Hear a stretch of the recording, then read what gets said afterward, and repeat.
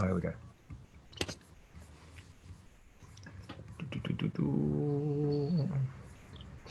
All right. Good evening, everybody. So it is the two gods. That is Joel Llande and Chris Birch talking about everything to do with fitness. Basically, Joel, I couldn't get anyone else to fill the space, so it's just me and you chatting. That's how it's going to have to work tonight. That'd be the best one. It's going to be the best one. Of course it is. Of course it is. Right, let me just pull that back up. There we go. Cool. Right, so, mate, I'm going to hit you with a first question. Like, these are just questions I've randomly picked off the internet, and they're all based with fitness, so you don't need to worry, mate. Anything. Ask me anything. Any questions off the internet? Yeah. Okay, so what do you reckon? How often should you work out in a week? It depends on your goals, really. I mean, if you're big, I mean, there's no set rule that you should work out, 4 times. 4 times is probably optimal for the majority of people. Yeah, I would have definitely said the same thing. Like 3 to 4 times a week, I think is a good number to be training at. Definitely what we've talked about over the last 10 weeks or whatever about recovery being a really important part of that. Some people that are going out and doing 5 or 6 sessions in a day just because they haven't got anything else to do is probably not the best idea to be doing.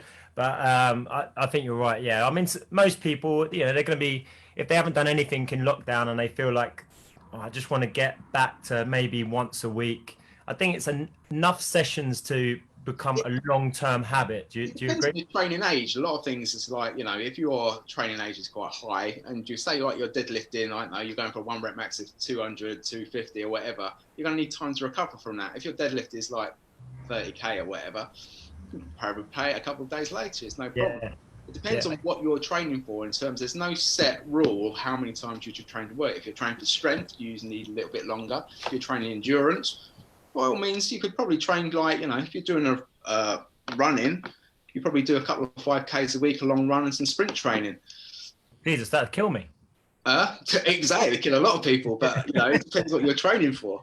It really does. I think generally, I think a good number to go with is, obviously people don't want to just do this for a short period of time. I think, doing some form of exercise regularly is obviously, as we all know, is something that's going to benefit you in the long term. So I think sticking to a number that you believe is achievable for you to do. There's no point going, how many people are you seeing going, right, I want to come and train 5 days a week. And you're like, all right, let's just start off with maybe once or twice a week. Let's get that as a regular pattern into your normal day. I read an interesting article the other week. It's totally is to this. We're not professional athletes. We're average Joes. That why should we train like our bollocks off every day when all we want is a good physique and not be fat basically and have a good level of fitness? That's what we're going for. We're not trying to kill ourselves in a gym. So for majority of people, 3 to 4 times a week is plenty. It really is. Yeah. I agree, mate. I agree. Right, you got one for me. Have I got one for you? I'm going to have the fun ones. So this is going to be, how many cows have you eaten in a lifetime? Not your lifetime, but in a lifetime on average. Because in your lifetime, that'd be a lot more than in my lifetime. Yes, because I'm that much older than you. Mate, I've got no idea. Absolutely no idea. I'm assuming that you consume more calories as a baby than you would do as an adult. Now, this is a lifetime from birth to when you're dead. The average, not you, the average human. Mate, I've got no idea. Come on, have a guess. Jeez. I don't know. 100,000. 100,000? You mental? Cows? Mate, you tell me. I don't know. 100,000 cows. 100,000 calories. Jesus, I always knew you were bad at maths, but 100,000 cows. Jesus, Birchie. All right, the average human, according to this, the average person will chomp down on 7,000 animals in their lifetime. Oh, 7,000 animals? Yeah, 7,000 animals, and only 11 cows. 11, Chris, 11. 11 cows. Sorry, I thought you meant calories, not cows. I said cows.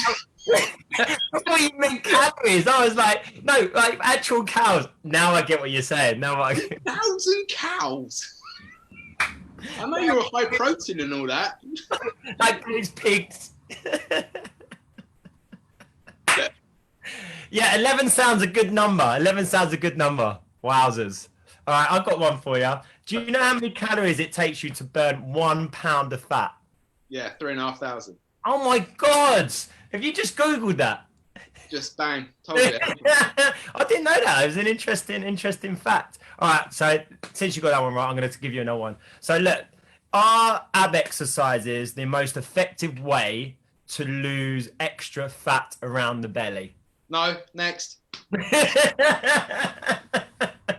Sharp to the point. Don't mess it up. All right, come on then. So tell me what you would advocate for someone to lose fat around the abs, because the constant, you get clients that sort of come and go, when are we going to do ab work? When are we going to do ab work? My abs don't feel anything. The abs don't feel. When am I going to get rid of this belly fat? Yeah. So what would be your, say, top 3 things to reduce belly fat? So top 3 exercises: compound lifts, Yeah. deadlifts, squats, lunges, blah blah blah. And then it will be unilateral work to make your trunk work. So if I'm doing a lunge, I'd hold a weight on this side to make my trunk and torso work. Yeah. The other one probably static work. So, isometrics, planks and stuff like that, just to build your core. So it would help with the compound lifts.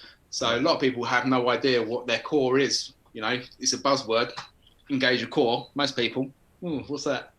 But, if you're bracing in the squat, you can lift more. You're bracing, you can deadlift more. If you're bracing and you start doing unilateral work, only one dumbbell, you're not going to cause any.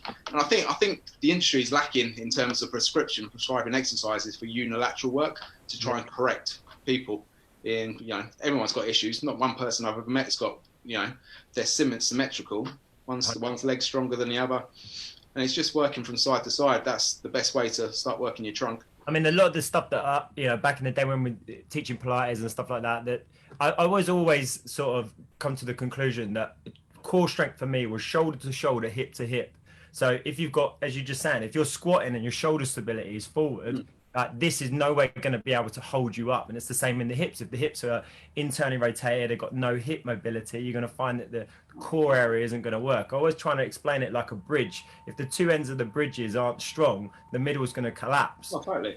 So if you see someone doing a plank and their back's arching out, it's generally that their shoulders are shaking or their feet are slipping out. So I think that shoulder stability and hip mechanics, exactly what you're saying, which will help with unilateral work. You haven't got 2 legs or 2 arms to keep you stable, and doing them compounding movements in combination, I think that's definitely a good way to go. What would you say, regardless of exercise? So my sort of take on reducing that belly fat, and the way that I've sort of explained it to clients, is if you've got a pint of water and that water is muscle, and then you put oil in it, that oil is going to sit on the top, so that's your fat. So it doesn't matter how much you exercise or increase the water content, that oil is always going to stay on there, and that change in that oil consumption is going to be down to diet, changing of, reducing your toxicity levels, increasing hydration. Anything else that you would say that would kind of help contribute to that reduction? I mean, stress is a massive one. Well, as I say, abs are made in the kitchen. I mean, that's basically what you've just said. But there's lots of people who are trying to beast themselves in the gym to try and get rid of their belly fat. And science has basically said, if you take a moderate intensity, like going for a long walk, you can tap into your fat supplies. Everybody's too het up and like HIIT training at the moment. It seems to be the in thing at the moment. It's just trying to kill themselves every day, which, as you know, would bring up your cortisol, especially in the morning. Doesn't help with belly fat. They'd be better off maybe having a little sleep in and going for a long walk in the morning rather than trying to kill themselves. Definitely. I mean, that was I know you're going to give me a question in a minute, but that was another question that I did have, and it just follows on. Like, do you think working out in the morning would be better for you than working out in the evening? I mean, it depends on the individual. I'm not a morning person. I think you are. You're definitely not a morning person. I'm not a morning person. No, my ideal time to work out is probably mid-afternoon, which about 3 o'clock, which has been proven that your testosterone is highest about 3 o'clock. Yeah.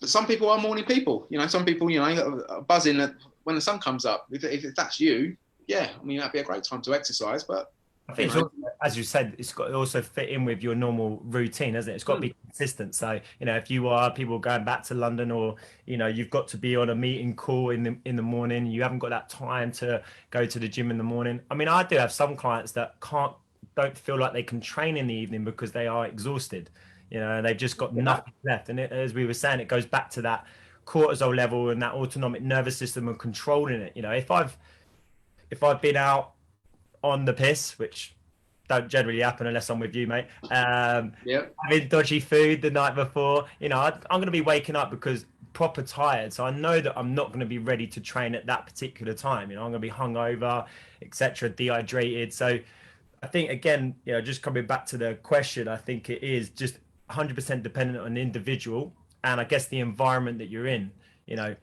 It's the environment. I mean, a lot of talk about the circadian rhythm, when the sun comes up, when it goes down, and getting your body in tune. And there's been, there's proof that people, are morning people. There are people that, are night owls. It is just the individual. Yeah. Without doing blood tests and measuring testosterone, there's no way. But, you can feel yourself. If you're not a morning person, you feel lethargic and a bit sluggish in the morning, you ain't going to get your best training session out. Yeah. The other thing, if you know that you want to stay up later at night, I'm not as soon as it gets past a certain time, I need to be going to bed. Whereas I know for yourself, you could stay up a bit later and later and later in the night. Yeah. I mean, I'm definitely more of a night owl. I mean, I'm trying to change it to, go to bed earlier. But it's hard. I'm just not normal. It's not my usual rhythm. And you don't need to. You're not in a job that needs to. Really, you could train your clients later on in the day, or now we're seeing it's more of a virtual thing anyway, isn't it? I mean, me personally, in a perfect world, I'd get up and I'd train probably about 10 o'clock. That'd be my personal, or a little bit later, about 3. That'd be my personal touch. I can't. For me, if I get up at 6, I go for a walk just to wake myself up. Only 20 minutes, half an hour, just get my body moving. I can't see myself, trying to kill myself at 6:30 a.m. in the morning.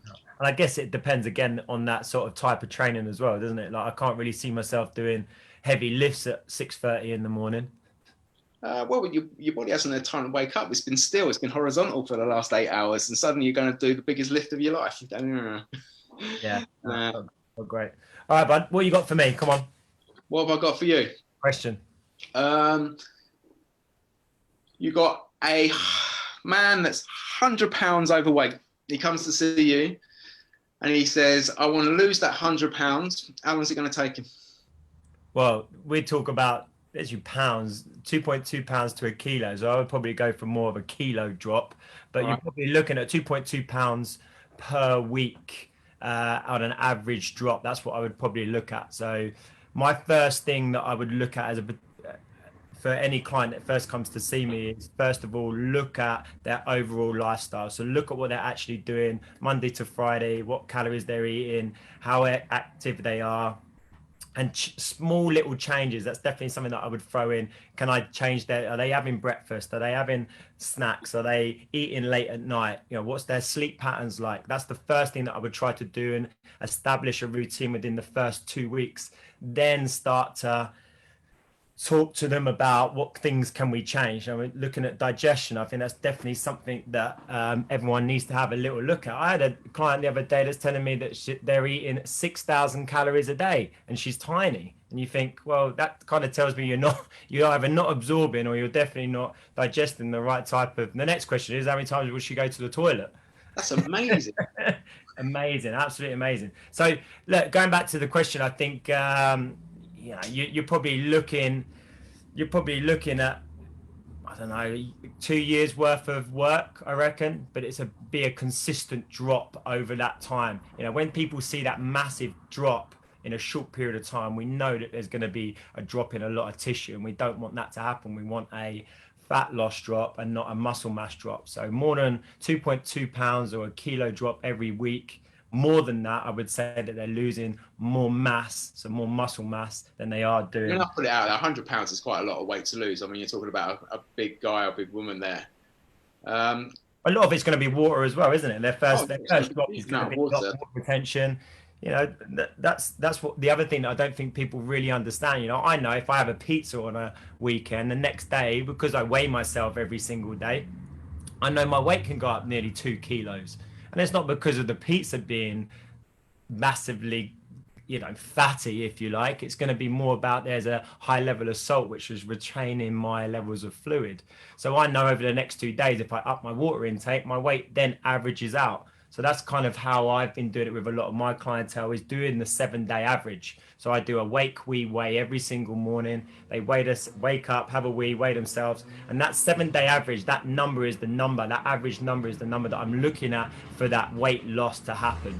Okay, so it's a constant. And also what it does for me is it shows me, you know, gee, I might not have drunk enough fluid yesterday because my weight's slightly elevated. And it kind of gives me that target to look for every single week, not just, well, I stepped on the scales on a Monday and, you know, it was up by 2 kg. Oh, I'm not going to bother doing this. It lose motivation. So for me to have 7 numbers to kind of get that average, for me, it's a lot more motivating to see clients see. No, yeah, it tells a story. It tells a story. You'll be good all week, and then you had a massive binge on Saturday night. It does tell you. But if that's kind of someone's lifestyle, if that's what they're doing and that's what they're committing to, I know you're saying that they want to lose his £100, but if that's what they're committing to, you know, okay, that's going to fit in with their lifestyle. If they want a quick fix, that's a different scenario, and I don't think that's, in my eyes, a sustainable and a healthy way to lose that level of weight. I think you need to have a gradual drop as you go through. Increase your mass, decrease your fat content. You're going to find that it's going to accelerate a lot quicker. I mean, what about you? Same? What if I had a £100 client? Yeah. Yeah, I'd still take that ratio of roughly £1 a week. So if he said how long will it take, I'd be 100 weeks. What was that? 52 weeks a year. That's a couple of years, as you said, to try and get his weight down.